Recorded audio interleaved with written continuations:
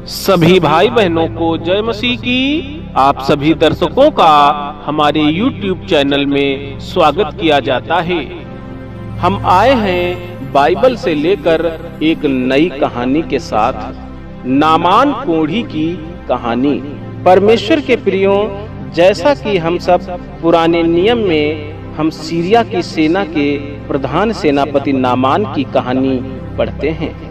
Naaman का उसके साथी लोग बहुत सम्मान करते थे और वह राजा के निजी मित्र के रूप में जाना जाता था। यदि अमीर होना और एक महत्वपूर्ण नौकरी होना ही सुख की गारंटी के लिए आवश्यक था, तो नामान का घर रहने के लिए एक शानदार जगह होती। लेकिन दुर्भाग्य से नामान का घर दुख का स्थान था। नामान को कुष्ठ रोग था, एक भयानक बीमारी जिसका कोई इलाज नहीं था।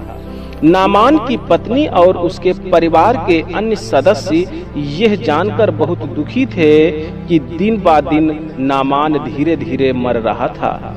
यहाँ तक कि नौकरों को भी नामान और उसकी पत्नी के लिए खेद हुआ, और विशेष कर रूप से दासियों में से एक ने सोचा कि क्या वह मदद कर सकती है। वह सच्चे और जीवित परमेश्वर के बारे में और परमेश्वर के भविष्यवक्ता एलीशा के बारे में जानती थी, जो उसके बचपन की भूमि में रहता था। दासी को विश्वास हो गया था कि यदि नामान भविष्यवक्ता के पास गया तो उसका कुष्ठ रोग ठीक हो सकता है। इसलिए एक दिन उसने हिम्मत जुटाई और अपनी मलकिन को इस्राएल में रहने वाले भविष्यवक्ता के बारे में बताया, और जो कुछ उसने महसूस किया वह उनके घर में इस दुख के बारे में किया जा सकता था। नामान की पत्नी ने कभी परमेश्वर के बारे में नहीं सुना था, और फिर भी जब वह वहां बैठी और दासी की बात सुन रही थी कि परमेश्वर जो अद्भुत काम कर सकता था, उसके बारे में उसके दिल में नई आशा आई। नामान की पत्नी अपने पति को यह समाचार देने गई थी। नामान ने ध्यान से सुना। उसने इस दासी को इस्राएल में अपनी छापेमारी में पकड़ लिया था। वह उसकी मदद करने की कोशिश क्यों कर रही थी? एक परमेश्वर जो कुष्ठ रोग का इलाज कर सकता है, क्या ऐसी बात सच हो सकती है? यही उसकी एकमात्र आशा थी। इसलिए नामान अपनी पत्नी से सहमत हो गया कि उसे जाकर भविष्यवक्ता को खोजने का प्रयास करना होगा। लेकिन वह एक सीरियाई था जिसने इस्राएल में लोगों पर हमला किया था। वे दुश्मन की मदद करने के लिए कितने इच्छुक होंगे? शायद सीरिया का राजा मदद कर सकता है। सीरिया के राजा ने एलीशा भविष्यवक्ता के बारे में कभी नहीं सुना था, लेकिन राजा को यकीन था कि इस्राएल के शासक को पता चल जाएगा। इसलिए उसने नामान को एक पत्र दिया, सीरियाई सेना के कप्तान के लिए परिचय पत्र, और इतना ही नहीं, राजा ने इसे व्यक्तिगत रूप से देखा कि जो कोई भी नामान को उसकी भयानक बीमारी से ठीक कर सकता है, उसके लिए एक शाही उपहार तैयार किया गया है। राजा ने नामान को यह दिखाने के लिए सब कुछ किया कि वह अपने सेनापति के बारे में कितना सोचता है। फिर उसने उसे शीघ्र स्वस्थ होने की कामना के साथ दक्षिण की ओर इस्राएल में जाने के लिए विदा किया। यह एक लंबी यात्रा थी, लेकिन अंत में नामान इस्राएल की भूमि के शासक राजा यहोराम के महल में पहुंचा, और बहुत पहले नामान राजा के सामने खड़ा था। सीरियाई सेना के कप्तान जैसा एक महत्वपूर्ण व्यक्ति प्रतीक्षा करने वाला कोई नहीं था।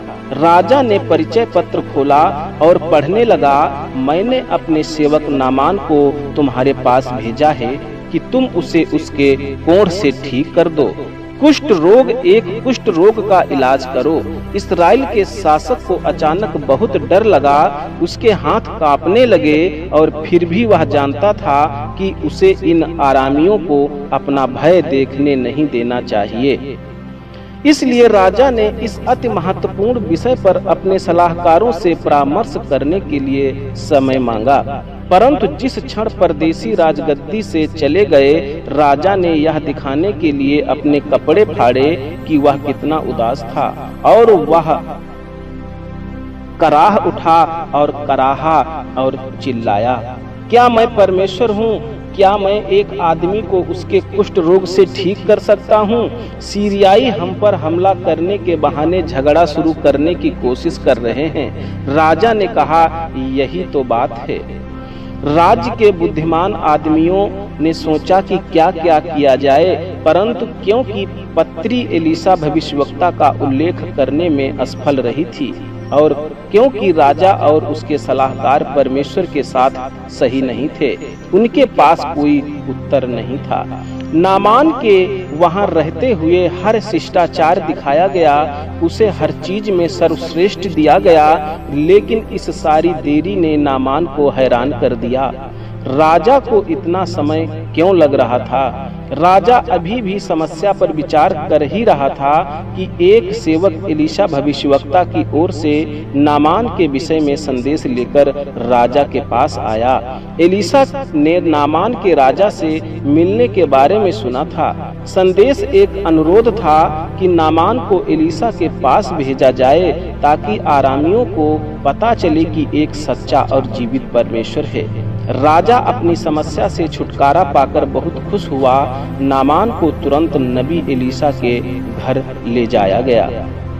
एलीशा भविष्यवक्ता के घर की यात्रा पर कारवां शाही महल से निकल गया, लेकिन जब वे पहले पहुंचे तो उन्होंने खुद को एक बहुत ही साधारण गरीब घर की बाहर पाया और इससे नामान परेशान हो गया।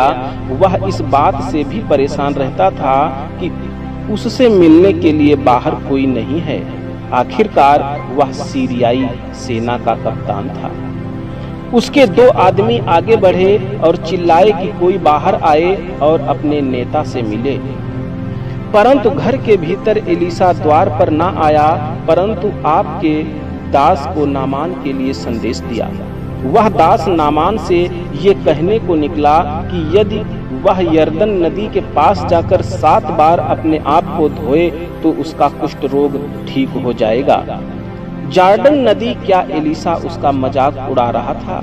और सीरिया की नदियों ने जो गंदी कीचड़ भरे यरदन से अधिक सुंदर थी, क्यों नहीं? वे सीरियाई सेना के कप्तान का इस तरह अपमान नहीं कर सकते थे। उसने अपने आरामियों को तुरंत जाने का आदेश दिया, लेकिन नामान के कुछ आदमियों ने उसके साथ इस बारे में तर्क करने की कोशिश की। उन्होंने अपने नेता को याद दिलाया कि अगर उन्हें एक कठिन काम करने के लिए कहा गया होता तो निसंदेह उन्होंने ऐसा करने की कोशिश की होती। जैसा नौकर ने कहा था वैसा क्यों नहीं करते? नामान अपने दिल में जानता था कि उसके आदमी सही थे। यदि उसे परमेश्वर द्वारा सहायता की जानी थी तो उसे विश्वास करने और आज्ञा मानने के लिए तैयार होना चाहिए। तब नामान और उसके जन यरदन नदी पर चले गए। नामान आज्ञाकारी रूप से पानी में चला गया। उसके आदमियों ने नदी के किनारे से देखा क्या होने वाला था। नामान 6 बार पानी में उतरा और उसका शरीर वही रहा। जब नामान 7वीं बार उतरा तो किनारे के लोग आगे बढ़े। क्या उनके कप्तान का चंगा होना संभव था? क्या कोई परमेश्वर था जो ऐसा कर सकता था? और जब नामान पानी से बाहर आया तो उसके उत्साह के नारों ने उन्हें उत्तर दिया, मेरा कोढ़ हुआ चला गया है। नामान खुशी से झूम उठा। अपने विश्वास की कमजोरी के बावजूद परमेश्वर ने उनके शरीर को चंगा किया था। वह पुरुषों का एक विनम्र समूह था जो उस छोटे से घर में लौट आया जहां एलीशा उनके द्वार लाए गए और उपहारों के साथ रहता था।